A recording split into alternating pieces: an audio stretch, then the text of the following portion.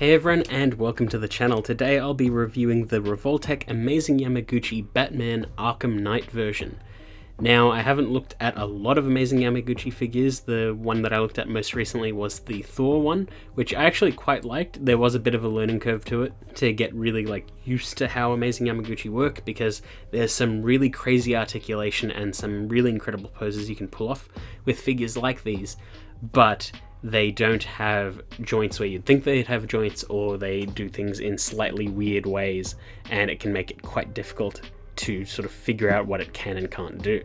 And this Batman, design-wise, didn't seem as crazy as the Thor. There were some creative liberties taken, but in general he seemed more like a more standard figurine. But it is still an Amazing Yamaguchi, so there are some creative liberties taken and some crazy proportions. So taking a quick look at the box, this is very similar to the Thor. It's just a promo image on the front, and then the Revoltech sort of Amazing Yamaguchi brand taking up a majority of the front. Then there's promo images on the sides and all of the accessories and promo shots on the back.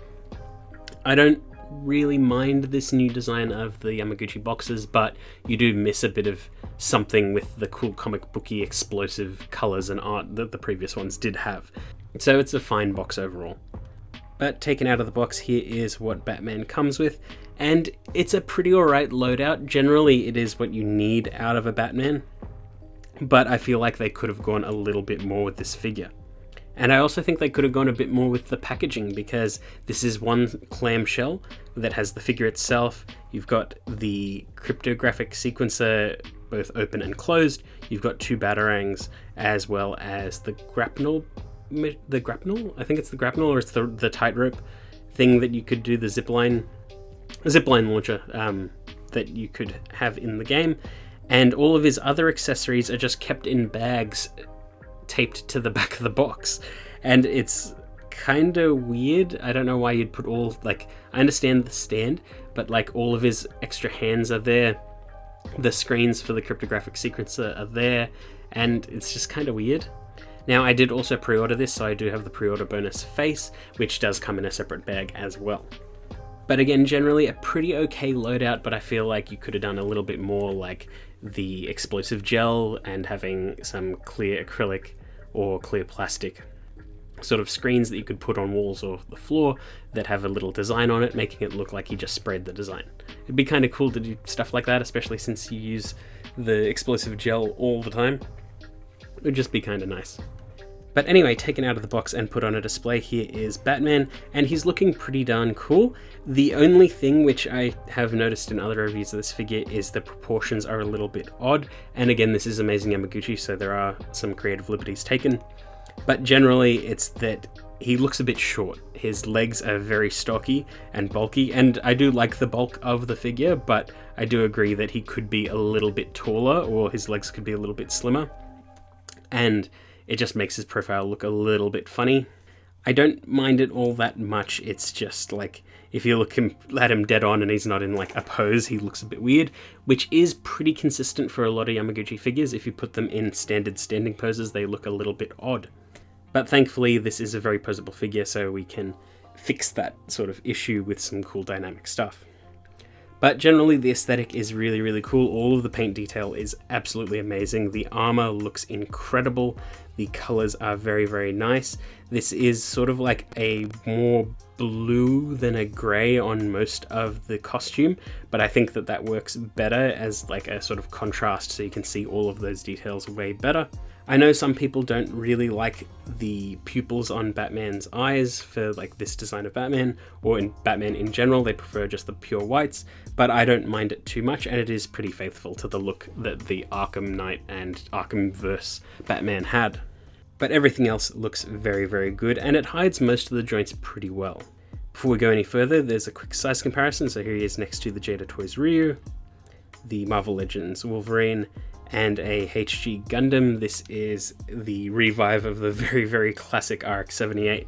So he's got a ball joint at the head and neck, which allows for some good movement. The head can move pretty much horizontal, so he can do some cool gliding poses, and it looks very nice. It's a very good feeling neck.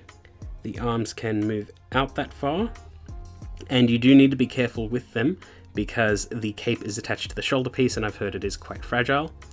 But there is a butterfly with that sort of bicep shifting that a lot of the Yamaguchi figures have, but it is integrated into the armor very well with a sliding gimmick on the Bat logo on his chest, which I think is also accurate to his armor in game, which is very, very cool. But there is a swivel at the upper arm, and you can butterfly just fine. And there is a bend at the elbow and a ball joint attaching the forearm. There's also a ball joint in the chest, which allows for a good amount of crunching.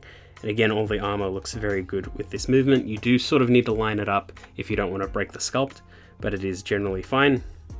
And there's a ball joint at the waist, which allows for some good swiveling. The utility belt has 2 ball joints attaching 2 of the pieces sort of on the back side of his body. It is pretty hard to move these, and they do pop off fairly easily, but they do pop on also fairly easily, which is quite nice. He can do the splits that far. It is a little bit tricky to get used to his legs just because there is a upper thigh swivel at an angle like the Thor, and his left leg is quite a bit tighter than his right, but he's got a swivel up there. He can bend his knees pretty well. There is a lower shin pivot. There is a ball joint and pivot at the ankle, as well as a toe bend, and his little shin guard can move out of the way a bit as well. I didn't want to push the legs too hard just because I didn't want anything breaking, and it felt extremely tight, so I'm probably going to have to put in some silicone grease or something like that to loosen it up, because if I push it too far, it just pops off the leg at the thigh, and it's a little bit annoying.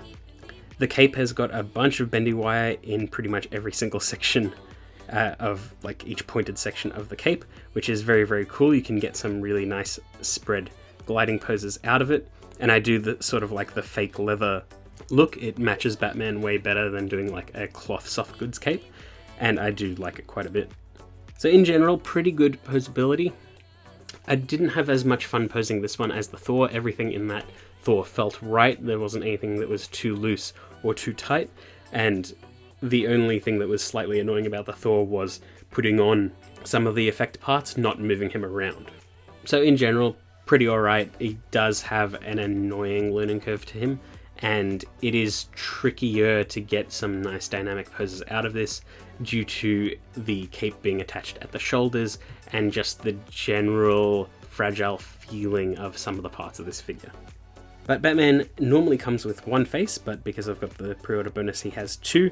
But you do get a bunch of expression for this face because you can move the eyes. So you get a tool to move them around like a lot of other Yamaguchi figures, and you just rotate them however you like by plugging it into the back of the eyes.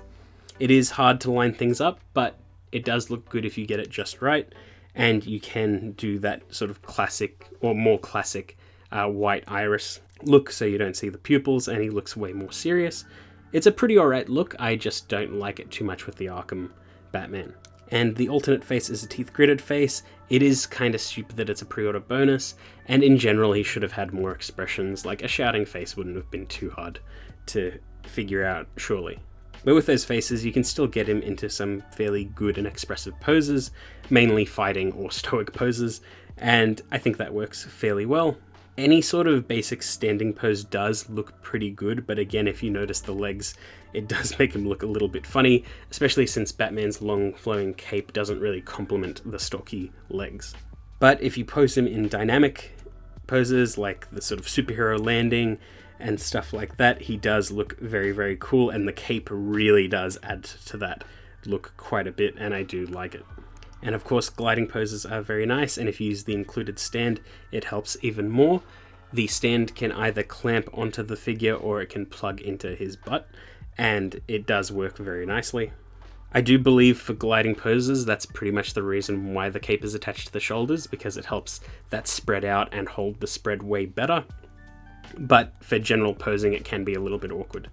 And yeah, I just basically tried to put Batman in different action poses, trying to replicate a lot of the promo images that they had on the back of the box. And realistically, you don't need to change his hands all that much to accomplish some good fight poses, just the figure itself is enough for the most part, but it is appreciated when you do have some of the other accessories like the expressive hands as well as his gadgets. Both of the Batarangs look nice. I only used the standard one, but the remote control one is pretty much the exact same sculpt, just with some slightly different paint, but they both look very, very good. Zipline launcher was very, very awkward to put in. It is molded into that hand. You do need to swap out 2 parts of it to put the actual zipline shooting across, and it feels incredibly fragile. I was very scared I was going to break it at every single opportunity, but once you get it going, it does look pretty nice. And the cryptographic sequencer is pretty cool generally as an accessory, but the stand that is required to pop up the actual codes that you're solving sort of break the illusion quite a bit, because there's just this big clear peg of plastic popping out of it. Like I said, it does sort of break the illusion, and it's kind of cool, but I don't see anyone that is going to display it permanently like this. You display him with a Batarang, maybe the zipline launcher, but in general I think that the figure just by itself, without any extra bells and whistles, is enough of a statement as is, and he just does look really, really good. But in general, he's definitely not my favorite Yamaguchi figure. He's not nearly as bad as the Bakugo that I looked at a long time ago, but he isn't as good as the Thor that I looked at recently. But I'm not sour on the brand. It feels like my issues are more QC related than it is the figure itself. I'd rather something be too tight than too loose, because that was the problem with the Bakugo and it completely broke that figure for me. But this one I can work on it and I can figure out how to pose it better, and in general I think I did an alright job, and I did ultimately have fun with the figure. It's just not my favorite. But yeah, that's pretty much it. I hope you enjoyed that video, and I will see you all next time.